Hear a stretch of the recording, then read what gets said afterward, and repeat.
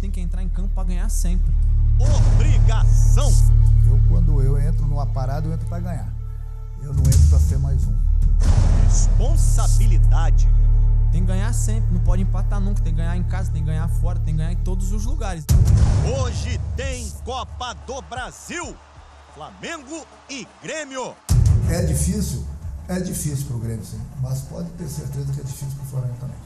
Quem ganhar vai para as semifinais.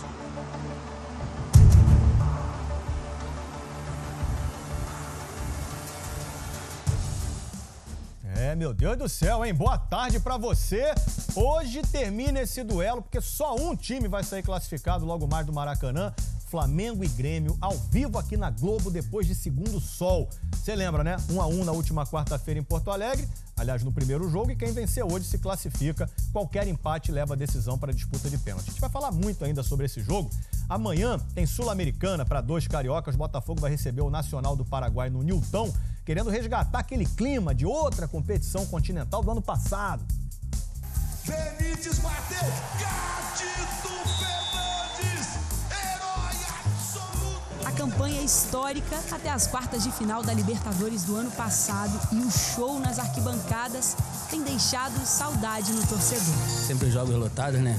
A gente sempre fazendo a diferença, a torcida do Botafogo quando vem, faz a diferença. Até quem chegou este ano ao Botafogo, como lateral esquerdo Moisés, sabe o quanto a última temporada foi marcante para o clube. Via do lado de fora uma torcida muito bonita, um time muito aguerrido e o Botafogo sempre demonstrou que daria trabalho dentro da competição. O pimpão pro Botafogo! Durante a Libertadores do ano passado, o Botafogo jogou 7 partidas aqui no Nilton Santos. O estádio estava quase sempre lotado, com uma média de público perto de 33 mil torcedores. Amanhã, contra o Nacional do Paraguai pela Sul-Americana, o objetivo é resgatar aquele clima de festa. Mais de 30 mil pessoas já estão garantidas. Vai ser o recorde em uma temporada na qual a média não chega a 7 mil pessoas nos jogos em casa. Até aqui, o maior público do Botafogo tinha sido no primeiro jogo da final do Carioca contra o Vasco, quando mais de 16 mil torcedores foram ao estádio. Se quiser chegar às oitavas da Copa Sul-Americana, o Botafogo precisa vencer por 1-0, já que perdeu o primeiro jogo por 2-1 em Assunção. Acho que tem que ter paciência, saber atacar e saber defender ao mesmo tempo, para nós não sermos surpreendidos. Para isso, não há uma ajuda melhor do que uma arquibancada lotada.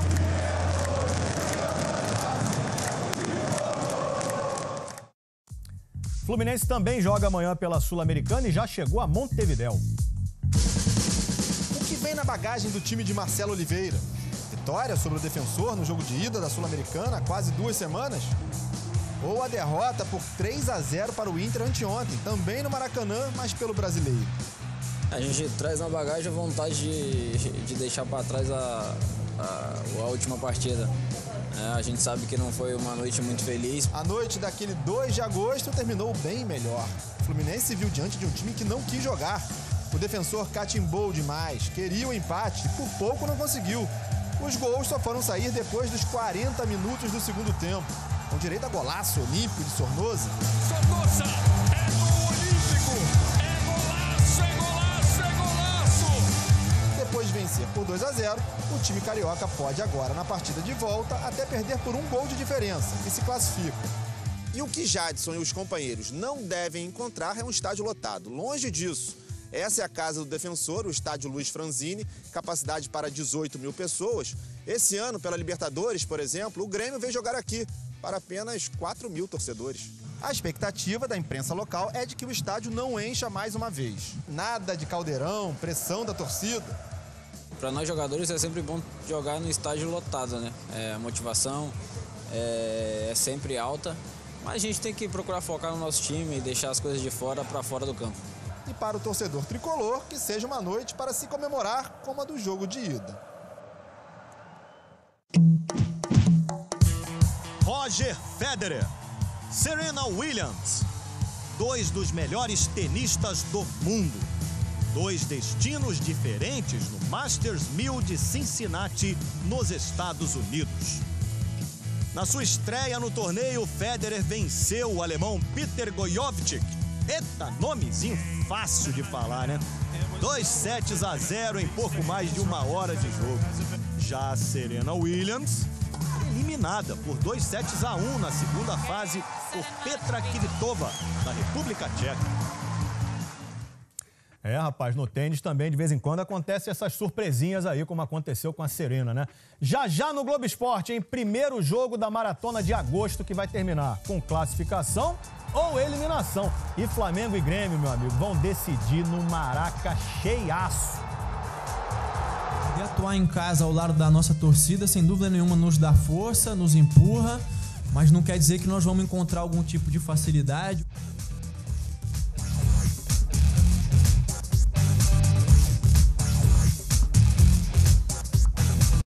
De volta ao Globo Esporte, hoje tem Flamengo e Grêmio, hein? Ao vivo na Globo, depois de Segundo Sol, valendo vaga nas semifinais da Copa do Brasil. Que jogão, né? Expectativa, inclusive, de casa cheia. 48 mil ingressos já foram vendidos. Quanto o jogo do Flamengo em 15 dias nesse mês. Que maratona, hein? A maratona de agosto para o Flamengo começou em Porto Alegre, justamente contra o Grêmio, adversário de logo mais. Léo Moura no fundo, cruzamento no ar! Preciso, e o Lincoln é centroavante em estado puro para empatar o jogo. 1-1 lá em Porto Alegre. O jogo de ida das quartas de final da Copa do Brasil foi o primeiro de uma sequência de 9 partidas em 29 dias. Eu acho que o que está errado é o calendário. O calendário é que é um absurdo, o calendário é que foge ao que deveria ser, o calendário é que proporciona esse tipo de situação que só expõe os jogadores a um risco maior de lesão, que prejudica o trabalho no sentido de que você tem pouco tempo para trabalhar, tem pouco tempo para corrigir. Nessa sequência até aqui, o Flamengo teve um empate, 2 derrotas e 1 vitória. Numa prova de corrida, como a maratona, muitas vezes uma estratégia que você adota lá no meio da prova é o que determina se você vai chegar ao pódio no final. Por isso, a partida de hoje contra o Grêmio é um desses momentos decisivos.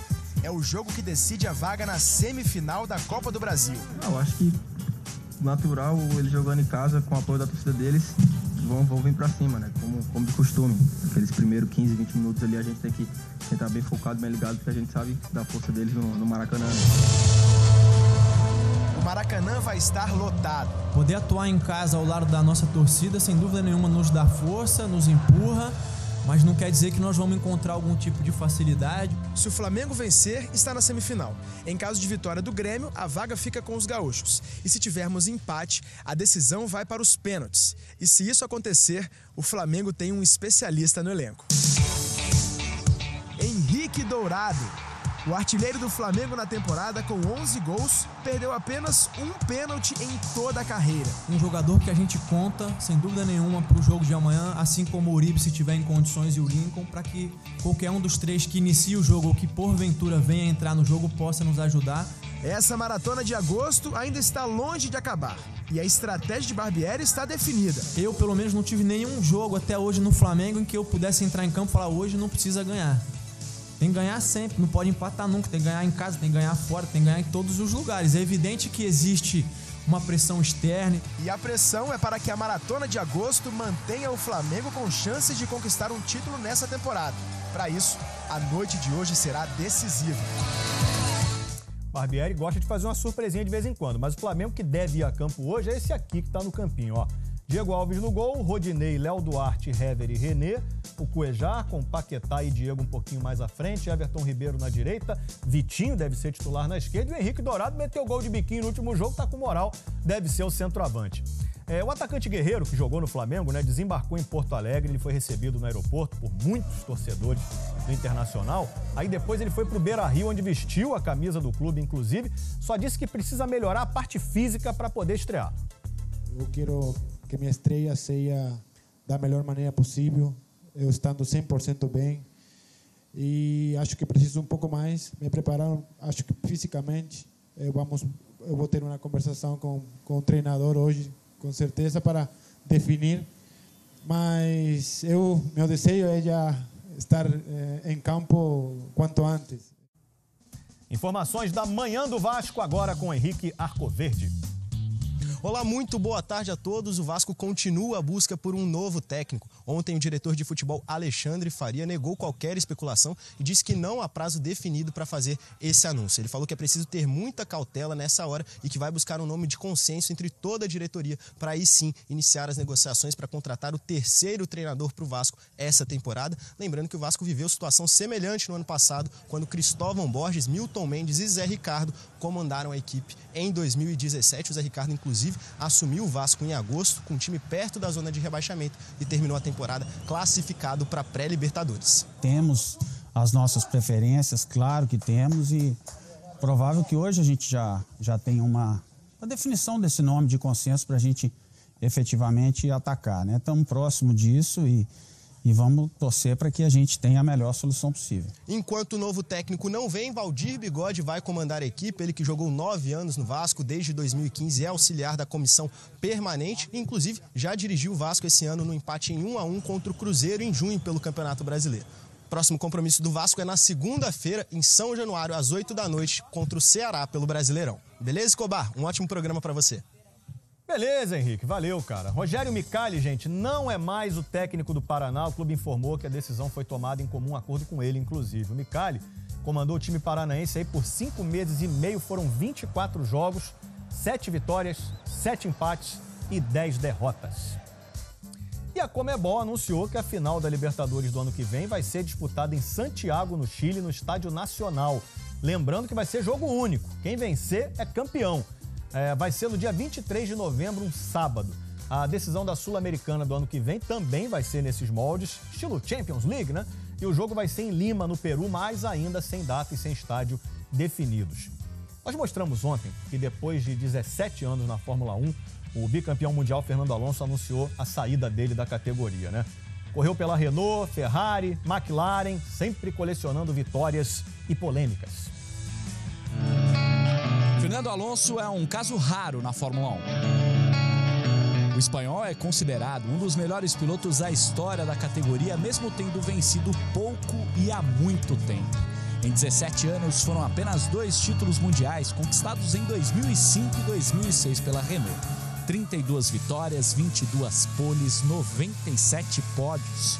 Números expressivos, mas que ficam longe das marcas de outros pilotos que estão no mesmo patamar que ele. O Alonso é o exemplo mais bem acabado do piloto que merecia ter ganho muito mais títulos, mas nem sempre ele soube estar no lugar certo na hora certa. Fernando Alonso é um piloto gigante, é um piloto que, na minha opinião, entra nos 6 melhores pilotos da história do automobilismo. Da Fórmula 1.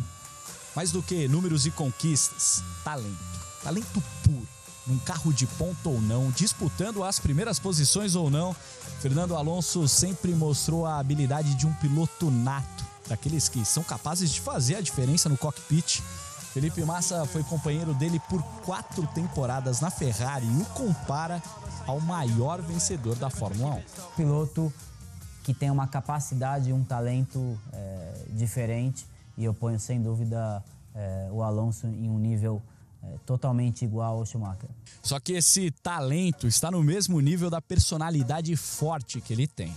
Alonso nunca soube lidar com a política da Fórmula 1, sempre pensou mais nele do que nas equipes que defendeu, e por onde passou, criou polêmicas e problemas. Tanto que hoje existem vagas na Ferrari e na RBR para o ano que vem e o espanhol não foi cogitado para nenhuma delas. Isso é culpa dele, por ele não ter sabido tratar bem as pessoas, as situações dentro de cada equipe que ele defendeu. Nos últimos anos, ele tentou ajudar a McLaren a voltar a vencer, mas a equipe não conseguiu ter um carro digno de Fernando Alonso. A insatisfação muitas vezes foi pública. Novas brigas aconteceram e aí o jeito foi dizer adeus.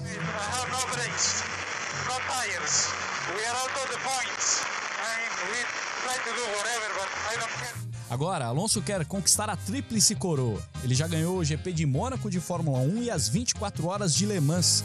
Falta vencer as 500 milhas de Indianápolis. Por isso, o futuro do espanhol deve ser a Fórmula Indy no ano que vem. O inglês Graham Hill foi o único piloto a vencer as 3 principais corridas do automobilismo. Esse é Fernando Alonso. Para o bem ou para o mal, um piloto raro na história.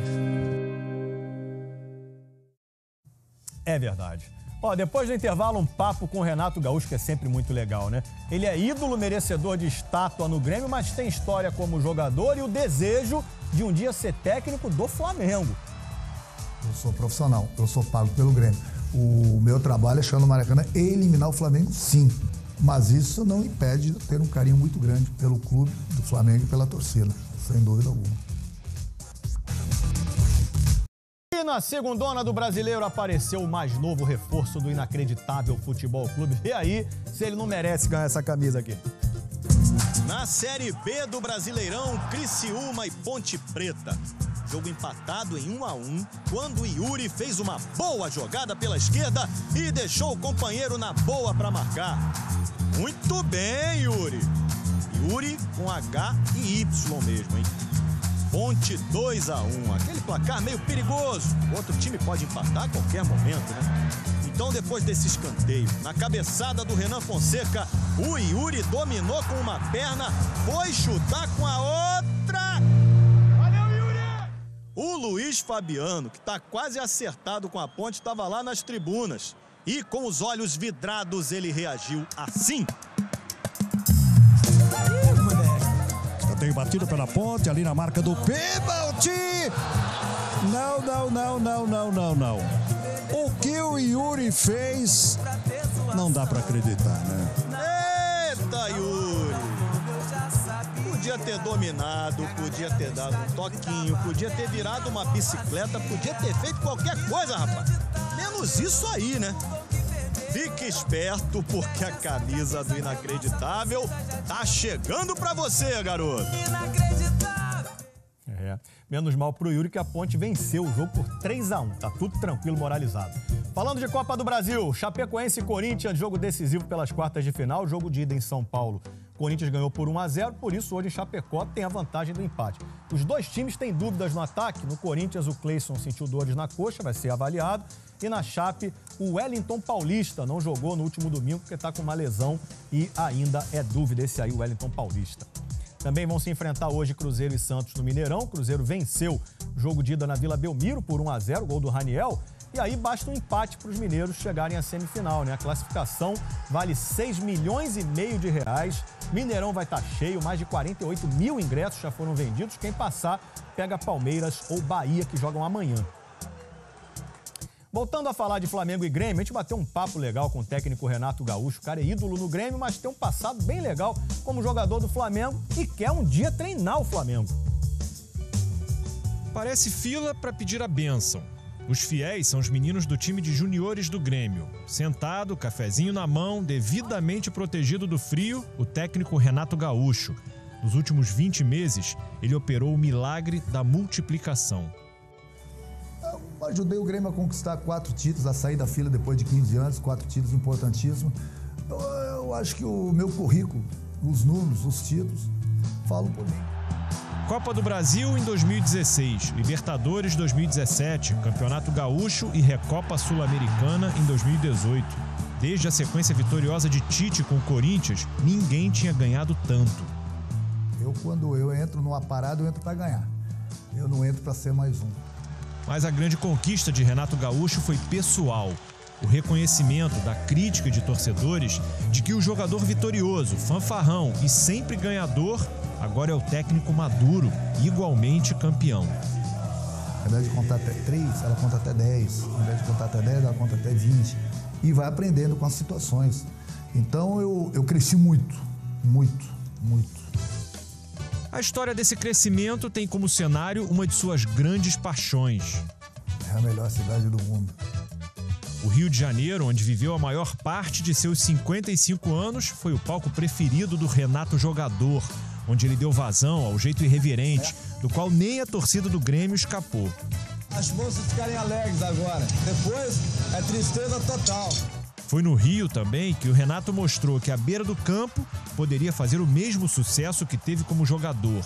Foi vice-campeão da Copa do Brasil com o Vasco, campeão no ano seguinte pelo Fluminense e vice da Libertadores pelo tricolor carioca. No início do ano, todo mundo acompanhou uma história com jeitão de novela. E a pergunta principal da trama era: será que Renato Gaúcho vai ser treinador do Flamengo? Ele foi campeão gaúcho e decidiu permanecer no Grêmio. Mas a impressão que ficou é que um dia isso ainda vai acontecer. E eu tenho um sonho de treinar o Flamengo. Eu sempre falei que treinar o Flamengo é quase que a mesma coisa que treinar a seleção brasileira. Flamengo e Renato Gaúcho. Já foi amor. Teve rusga. Um gol de quem tem estrela! Mas acima de tudo é a admiração. Independente do time que o Flamengo tem em campo, o timaço do Flamengo é da arquibancada. Hoje ela vai estar lotada. 60 mil rubro-negros são esperados no Maracanã, com a expectativa de que o Flamengo, no mínimo, repita a atuação do segundo tempo do empate em 1-1 em Porto Alegre, quando depois de sair perdendo, amassou o Grêmio. Mas amassou mesmo, Renato? Não. O Flamengo não amassou o Grêmio. De maneira alguma. É lógico que queria que o jogo acabasse. O Flamengo estava nos agredindo, mas não foi um massacre. Renato garante que o time dele não muda. Vai pressionar o Flamengo no campo de ataque. Lógico, nós vamos enfrentar uma potência, que é o Flamengo dentro do Maracanã, com a torcida deles. Agora, nós já tivemos em situações também dificílimas, nesse tempo que eu tive à frente do Grêmio, e passamos por ela. É difícil para o Grêmio, sim, mas pode ter certeza que é difícil para o Flamengo também. Mais difícil para Renato talvez seja ter de lidar com um sentimento tão forte, um amor em dose dupla, de defender o clube onde surgiu e é o maior ídolo e olhar para o lado e ver um amor antigo de quem guarda tantas e boas recordações. Eu sou profissional, eu sou pago pelo Grêmio. O meu trabalho é chegar no Maracanã e eliminar o Flamengo, sim. Mas isso não impede de ter um carinho muito grande pelo clube do Flamengo e pela torcida, sem dúvida alguma.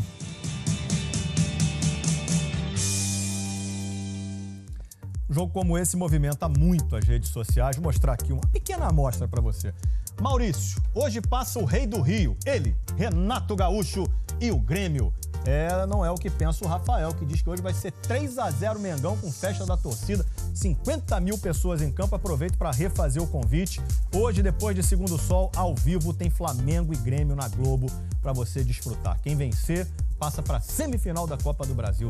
Que jogo, que quarta-feira. Amanhã a gente conta tudo aqui no Globo Esporte. Valeu? Pode subir a letrinha quando quiser. Um abraço, tchau.